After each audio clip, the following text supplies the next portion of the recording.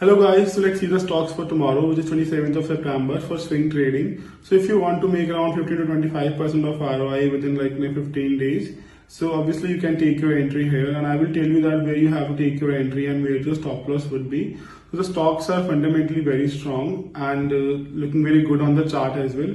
So let's understand this on the screen, that where you have to take your entry and where your stop loss would be. Okay, so the first stock I have is Samvardhana Motherson Limited. So the stock is looking very nice on the chart. You can see that.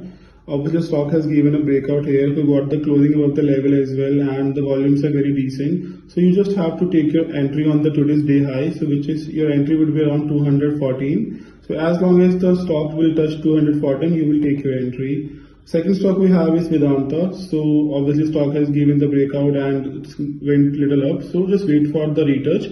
And as soon as you will see any bullish candle, just take your entry. The third stock I have is AstraZeneca Pharma, which I have already shared with you in my previous video. So just wait for the bullish candle at the retouch level and you can take your entry. The fourth stock I have is Ultradex Cement, so stock is weak.